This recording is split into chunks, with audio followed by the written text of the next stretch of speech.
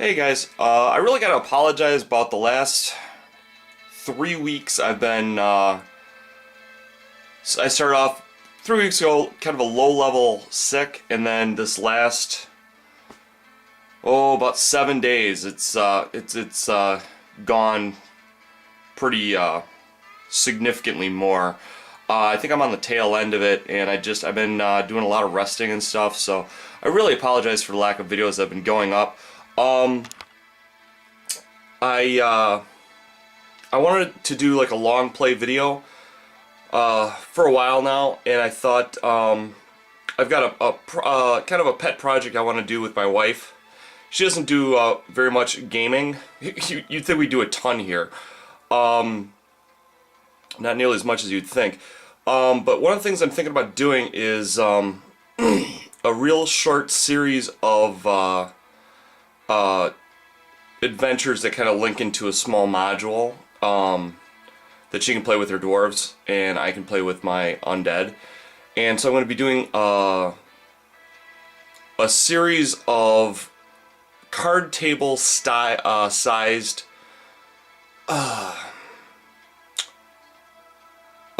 tables, basically.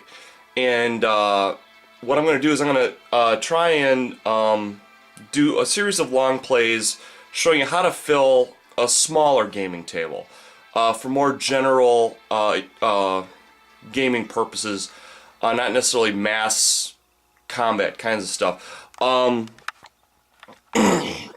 My first vid is going to be doing kind of sandstony stuff. I think I showed you guys either on the Mini Wargaming live show or another video. I can't remember. I did this and I showed you how this tool can do this. I'm planning on filling an area roughly this size. I cleared it out and I grabbed a bunch of pieces of polystyrene, different thicknesses and whatnot, and my goal is to basically fill an area like that for the first part of the adventure. I'll set this down here so you can kind of see me work, and I will see if can you see pretty clearly what I'm doing here. Actually, let's go up here. Let's go up here. It makes it a little bit easier for you guys.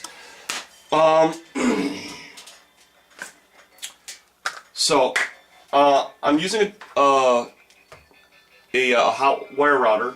Carlo has his own version of this, and I will be busting out his set during this and showing it how to do that. I've got this set up nearby. I'm going to be going to work in a little bit, so I wanted to keep it, you know, kind of stupid and simple sort of thing. So I'm going to fire this up onto high. Remember this this tool will change shapes. You don't want to breathe that neat little stuff you see coming out of there. But if you're at the show, you saw me make out of this tool this Tyranid kind of worm structure coming out of the ground and whatnot. I'm going to be doing something like that, except obviously it's going to be using it for this kind of a usage. This is what I cut it out of. So since I've got this laying around, let's work with this first. Here's an example of the side. You can still hear my phlegm in my throat,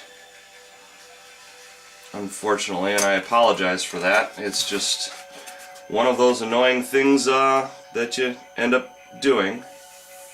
So the concept of the adventure is this. Dwarves have come on the outskirts of like a Tomb King style area, and I'm just going to continue to cut along here. You can kind of just see the techniques that I use and emulate if you so desire. And it's a valley of, I'm not sure if it's going to be 3 princes or not. Might be just a super rich merchant. But the goal is it's a valley, and she's supposed to go in there and raid it, basically. And I'm thinking about adding in a new element. That element is henchman.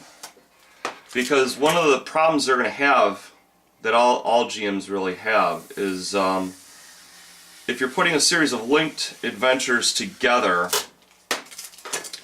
they're either going to have time to rest, or you're going to have to do something to deal with how they heal up in between adventures. In this case, raiding those tombs. Nice little step element there. You get it just by pulling it back on there. One of the things you want to do is you don't want to switch up your vertical and your horizontal. You want to keep your wear lines the same. By that, if it's water erosion, or if it's like wind erosion, because wind goes vertical or horizontal, you can change that up. That's totally fine. But again, one of the hardest things to do when you're making terrain is to keep it with a unified look. At least for me. Some people it's very easy. They get in a certain groove, and they can hold that, and away they go, which is awesome if you can do that. I tend to, being an ADHD type person, I tend to suffer from the ooh shiny aspect of living, and I will try and work in other concepts, other things, just because that's how my brain works. And you know, we all have our gifts, our curses, what have you. I think mine's kind of a combination of the two. Just whenever you're dealing with that, try and maximize what you're good at and minimize what you're not so good at. One of the cool things with this piece I'm noticing is I've got a nice step here. I can sense a nice neat little opening here. So what I'm going to do is I'm going to take this and I'm going to just work it through. You don't want to work it through so much that you make the situation weak. So I kept a good 3/4 of an inch there. It's got some good stability. And here's just an example. Here's one example of an area that can be worked on. Pardon me. That can be part of this. I'm going to put this up here, and I'll start setting things up so you can kind of see how this progresses. One of the things you want to do is you want to keep things interesting. With this one here, like I said, I'm just going to try and fill this area, right, and make it look unique. Other things, I want to have like a sphinx or something there, so you want to take into account the footprint. That area down there was a chunk that stuck out that I had to bust off. My sander's outside, so normally I would sand that flat. But let's make a piece that goes with this. One of the first things you need to take into account is footprint. What do I mean by footprint? The footprint is how much area does this piece take up. And I want to do something with kind of a unique shape I got some pillar pieces over here. I'll bust them out, I'll show them to you. I know that they're 2 inches high. What you want to do is you want to create an interesting situation where these can work together. For instance, right over here, this piece that I just did, it's got a nice long edge to it. It's got this nice long flat edge to it, roughly. So I'm going to use that in this build. So, but I also want to utilize this structure here. And I might want to do some other things out in the wings. So let me get a marker. And this is just a rough idea.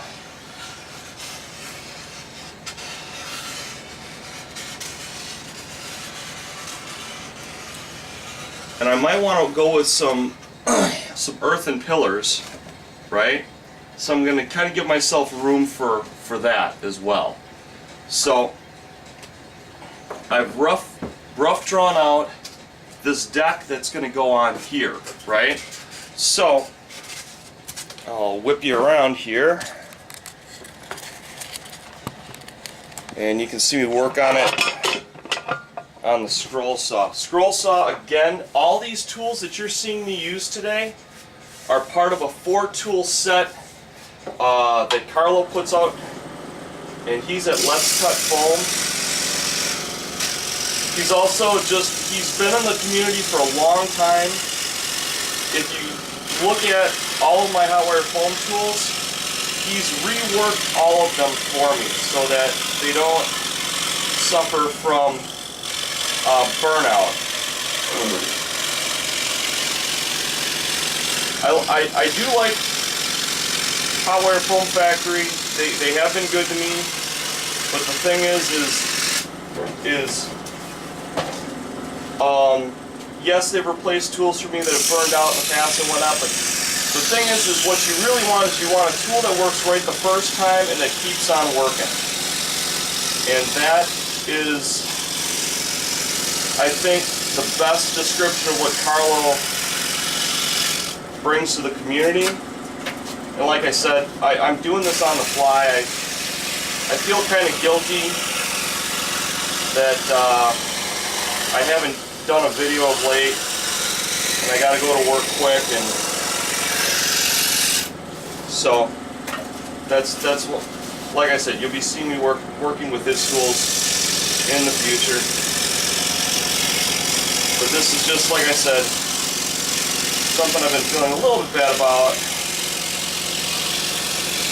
and just wanted to hop on the motivation while I got the motivation. And these other pieces here, you want to hold on to these. These are really good for other small crop off pieces that you can add on.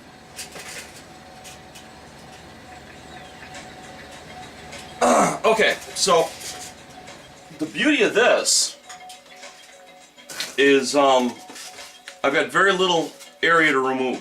Literally all I need to do is check the contour of my tool. It's easier to see, it's big. Check the contour of my tool, the contour of this, and match the closest contour to contour, and then just wiggle it as it goes by. That's all you gotta do. It's just that simple.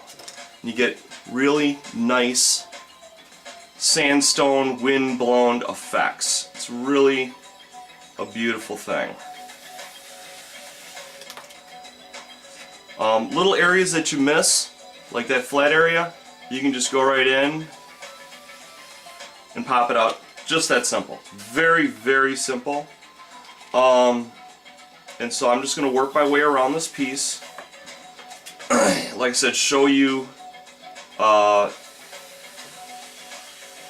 this tool works. I can tell you right now, this is going to be my favorite tool in Carlo's 4-tool tool set, and it's just so cool. Dry brushes up nice, does a lot of really neat stuff. Some things require, you know, a lot of practice or raw talent kind of things, and some things don't. And this is a very good example of something that a beginner can pick up and do as good as someone like me who's a veteran. I've been doing this for years. I can't even believe I've been on YouTube for, I think it's 4 years now or some crazy stuff like that. And I do realize that there's a learning curve to this and that there's an experience curve to this. So what you want to do is you want to minimize that as much as you can. And I know that's easier said than done. Best example is probably doing just what you're doing right now. I've watched a lot of talented people do things. In my useless college career, I did pick up a couple interesting facts. They took a group of people that never played darts. Now, darts, you would totally think, is a skill-based, years of work, hands-on kind of a sport. You can't really muscle it. Finesse is really not something that can be taught, in my opinion. But sorry, I should probably keep this more on screen here. But they took a group and they split them into 2 groups. They had, for 2 weeks, for half an hour a day, they had one group go up and play darts. Makes a lot of sense if you want to get good at darts.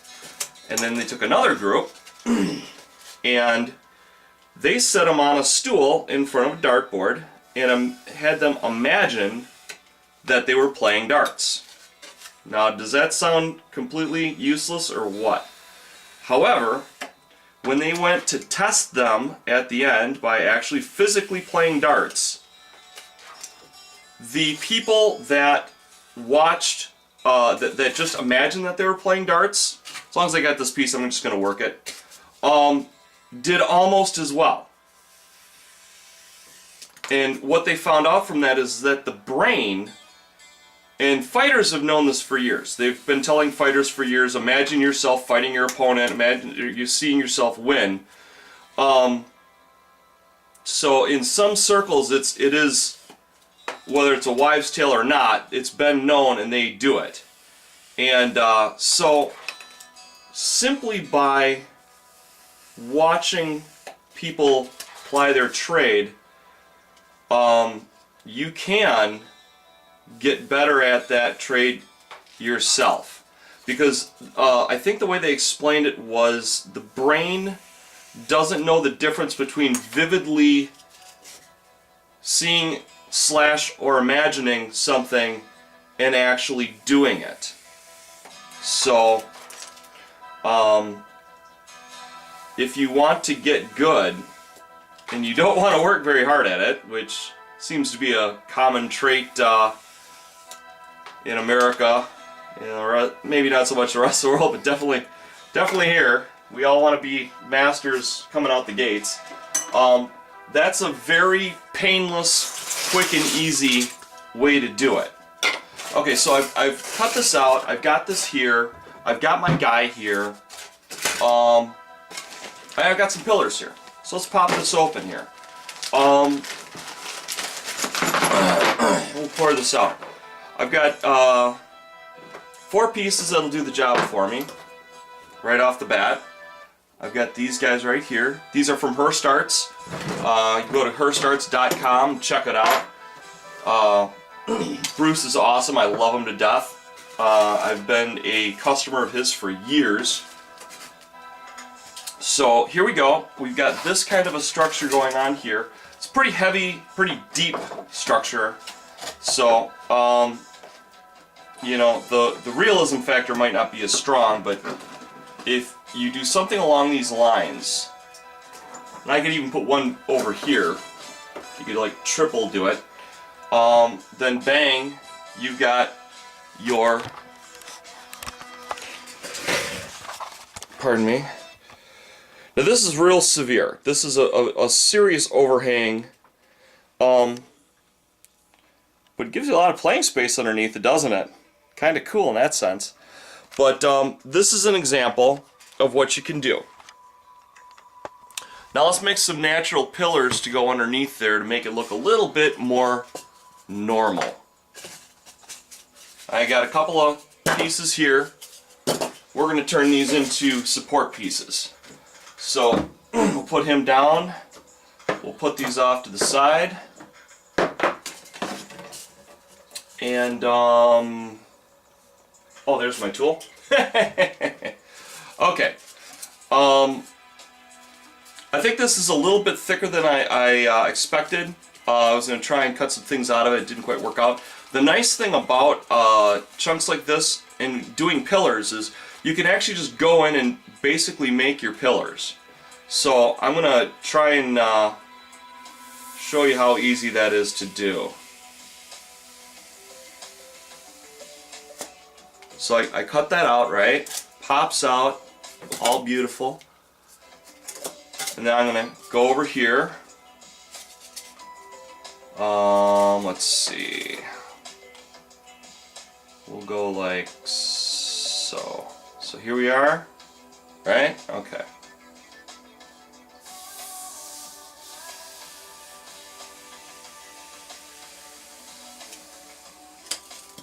Woo, there we go. Not too much waste, and this isn't necessarily waste. I'll show you some stuff you can do with this. Matter of fact, I'll do it right now. So you got this piece that looks like a total piece of waste. Let's turn it into a neat little divider. If you're a little bit careful and you don't go too deep, these make great little dividers. Like I said, you just gotta. This is probably that finesse thing I was talking about. This probably falls into that category. But see, now I've worked all the edges almost, and then with this I'm gonna just work it down a little bit, break it out since I got that hole in there. Now I can keep that hole. That hole looked fine, but I decided I'm gonna remove it. So just because it's popped through doesn't make that a bad thing. I'm going to break this down a little bit here because it comes to just a little bit too fine of a point, and I don't want to give myself too easy of a break-off point, shall we say. So here's another section here. Okay, and now let's work down this last little bit here.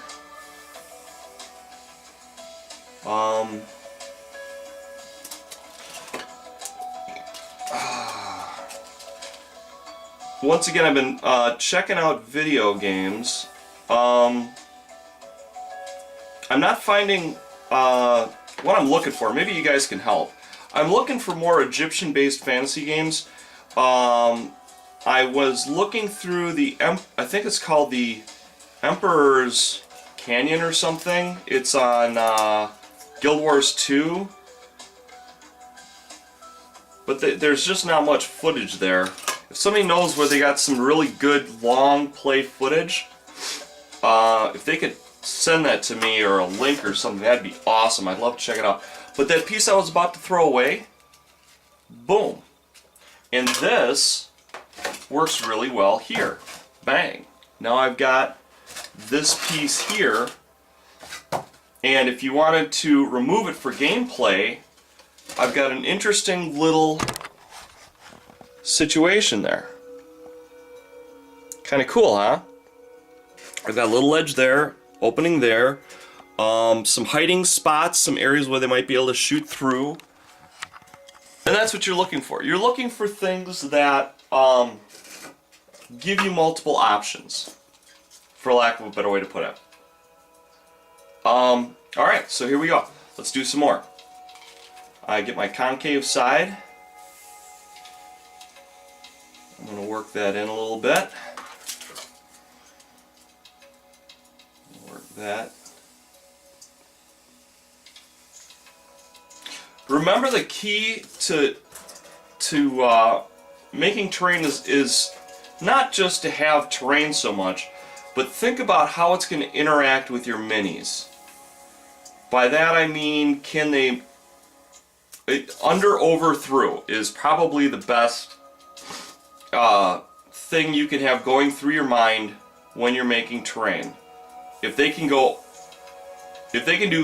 one of those things, that's good. If they can do two of those things, that's even better. If they can do three of those things, that's awesome. I mean, obviously you know, terrain that's designed to do a specific function in a game, if you don't want them to be able to go through it, you know, you don't necessarily want to have that. But as a general conceptual element, the more your figures can interact with your terrain, the better it's going to be, the more playable it's going to become, the more possibilities open up. And like these, a lot of people would say, okay, that's the way it goes. It doesn't have to go that way. It can be upside down. And in fact, it's usually more interesting when you do the opposite of what is expected with terrain. Like the Wile E. Coyote deck thing going on there. Or it can be bridging between the two of them, like so. Is that... Oh, you know what? I need to bring this forward. I'm sorry. There you go. Okay. So now we're on to this piece. I'm going to make this a bigger piece, just because it's kind of interesting, and it'll give them a longer distance to go around.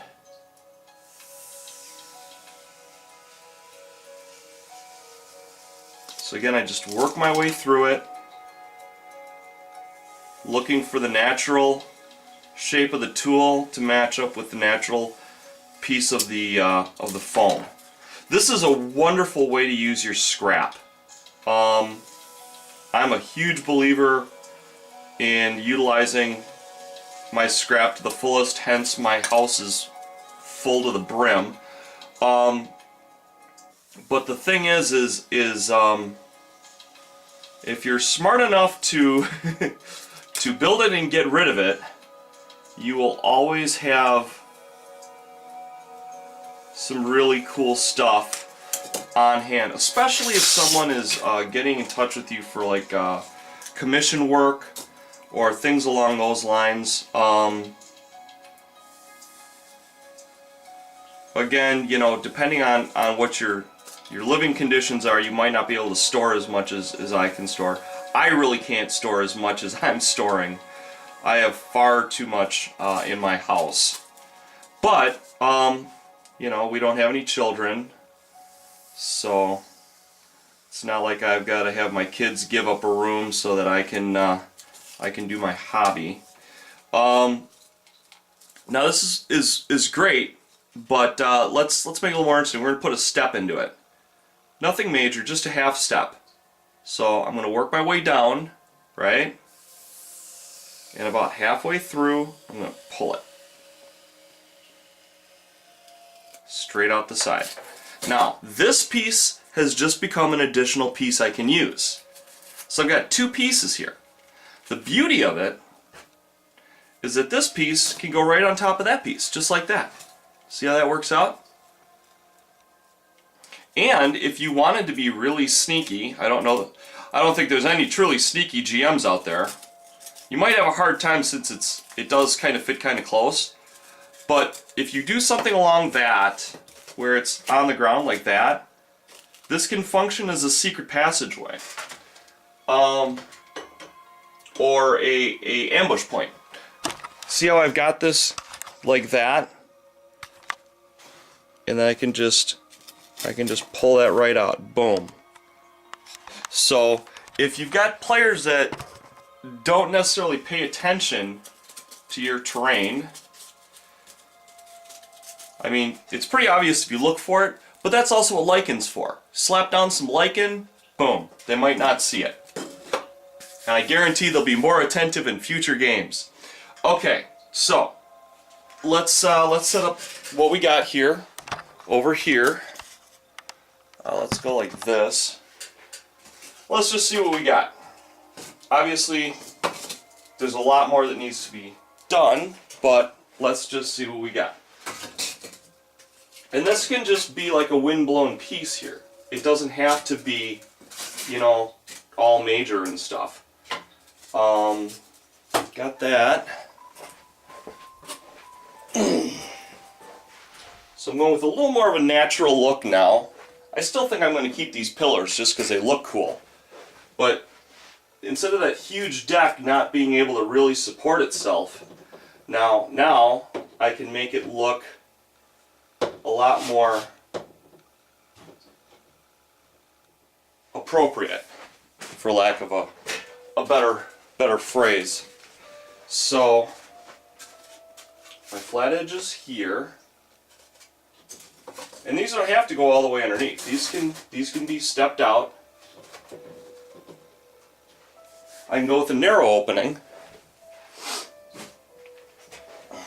right? And there you go. You got a neat little opening. You've got a nice back section. Let's just do a quick visual topography look here. Obviously it's not done, but you've got, you know, that going on, that going on. You can go in under here. It's got that opening in there. It's got a nice little opening in the back. You've got this nice little stepped out section here.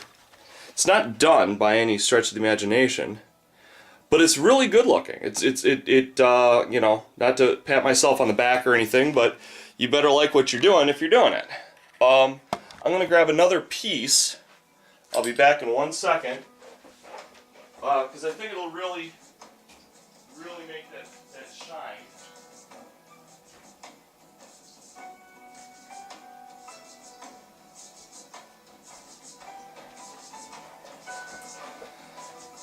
And you can utilize, I picked this piece up. Now let's say this is one style of a tube that you've got here. We can change the format up a bit. We can take that out of there. And I've got a completely new look now. Now it's gone from something that looks like you know, a male tomb to obviously a female tomb.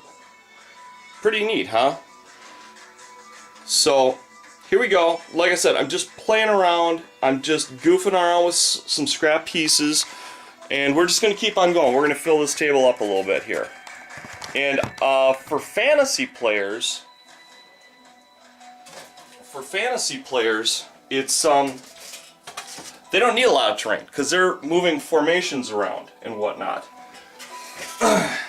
So let me flip this around so I can see what you're seeing. Let's make some more stuff. I'm going to just cut out some sections, some smaller sections. I'll be right back. Give me about 30 seconds.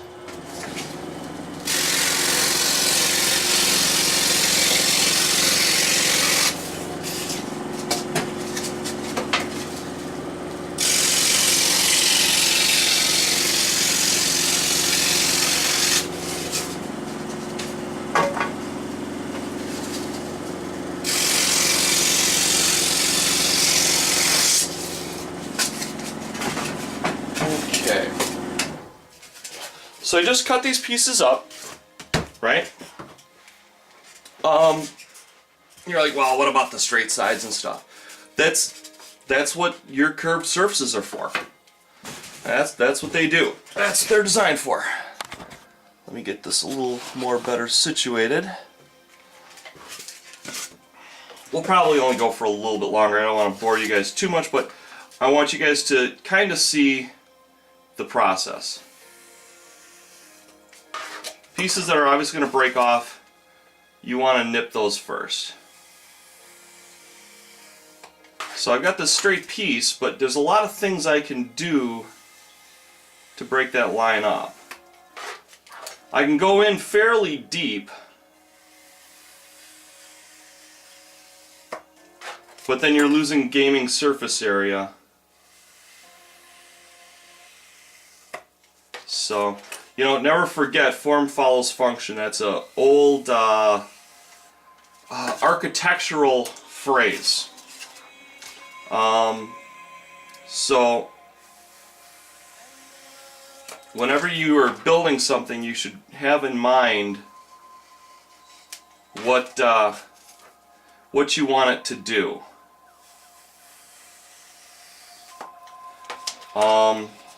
Obviously, you don't want your business sector, if you're doing a futuristic city, to look like a blast forge, right?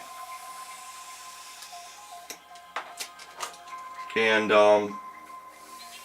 again, let's go back to form follows functions. What would a blast forge have? It would have big furnaces in it, so you'd want to build stuff that looks like that. You'd want to have conveyor belts for moving around the liquid metal. You might want to have storage containers for finished product going out to customers, things like that. So here's another, real quick, real simple, nothing special. I want to kind of have like a bridge piece, so I cut this so it'll span a pretty long distance. So I'm not going to want to take too much off of this.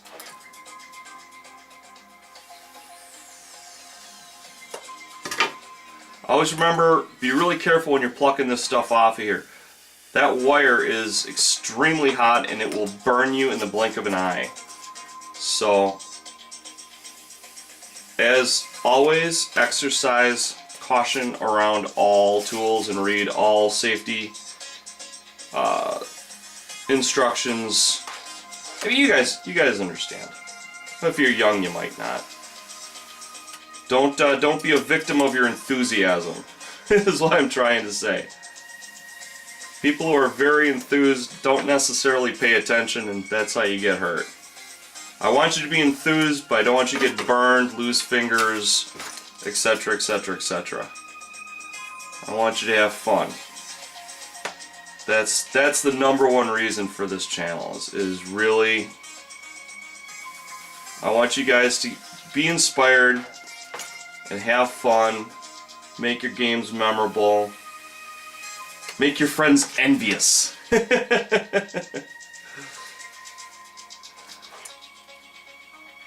You know, when you slap that beautiful paint job down on that army or whatnot, and your friends are like, "Oh my God," you know, that's. I think that's kind of all of our holy grails here. For me, obviously, it's more the terrain aspect.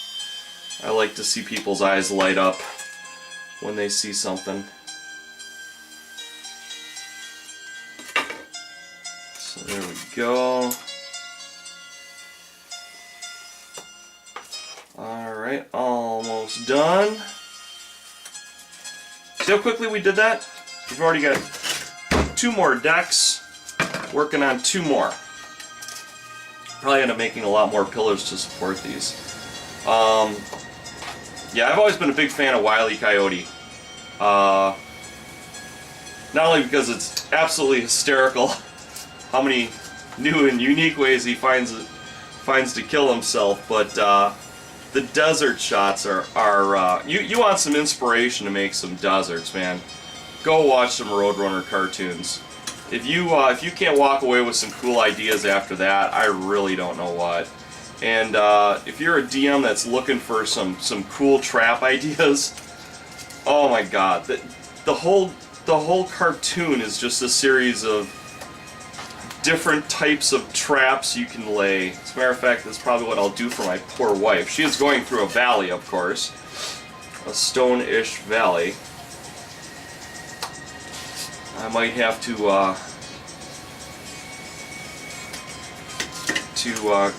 grind some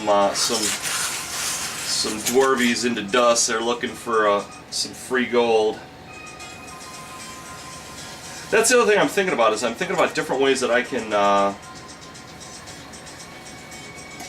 most importantly, fairly, and that's the real tricky part. But there are a couple of games out there now that are really clever in the sense that you can actually fight the DM. And I think that's brilliant because somehow I always ended up being the DM, and the DM's job is to do two things: provide challenging adventures and get your butt kicked week after week after week. Here we are on number 3. So it's kind of cool if you can set up a situation where it's technically a fair fight and the DM actually gets a shot at winning every once in a while. So kind of a nifty concept there. I can't think of the name of the game. I think it's Descent. But there's like another game there too. If you know of it, go ahead and put it in the comments section. I know there's more than one now. So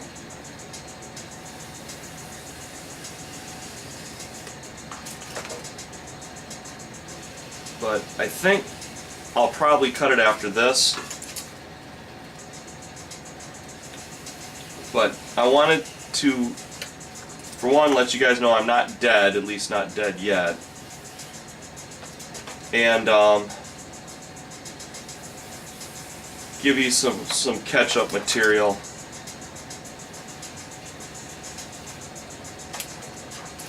Okay, let's throw this down. Let's put this up. Let's see what we can do with it. Now, a lot of this stuff is stackable. That's what's really cool about it. It doesn't have to just be a raised area, but you can stack it. Like, for instance, that piece is now stackable. This piece here now has a raised section. Makes it a little more interesting.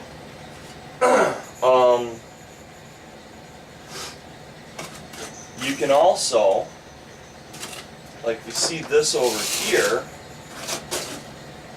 now I can make this into my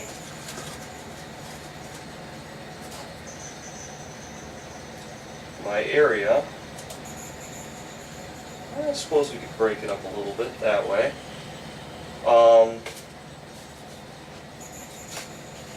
So now it's gotten a little bit more interesting. Let's see, maybe we can make it even more interesting. Do something like, I don't know, like that. That's a little bit too connected.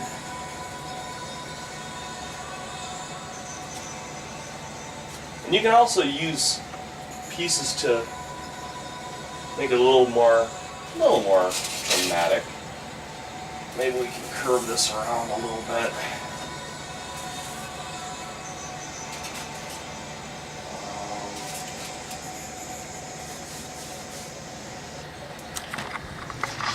See, now we've got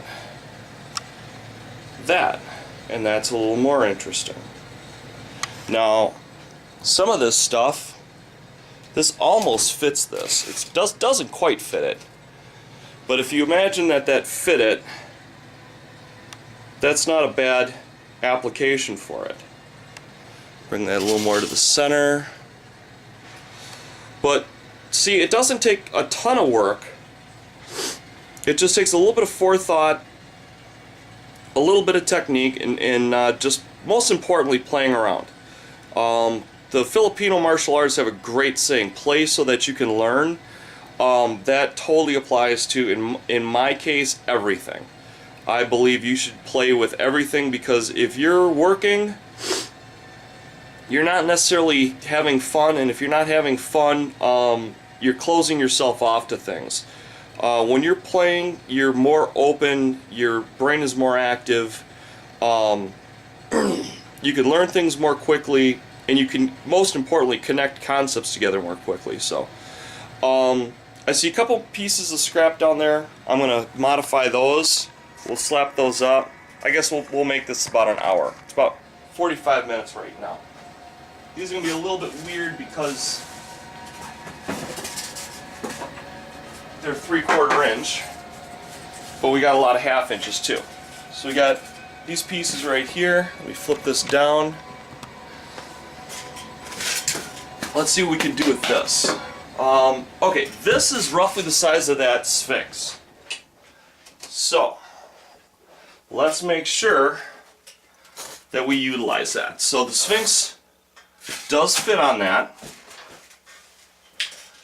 Where's my tool? So, I don't want to go in very far on any given side. There seems to be a cut line here. I'm going to have to get rid of that. But as you can see, there's not a lot of room for error. But we're going to see what we can do with this. So let's play with it and find out what we can do.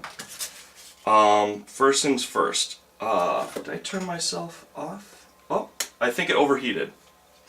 Okay, so if it overheats, the cool thing is that you just let it cool down for a little bit, and it will automatically switch back on. So I've switched it to the off position. That does kind of kill what we're doing. So I guess I will leave it at that, and we'll do more later on. So take care. Love you guys. Bye bye.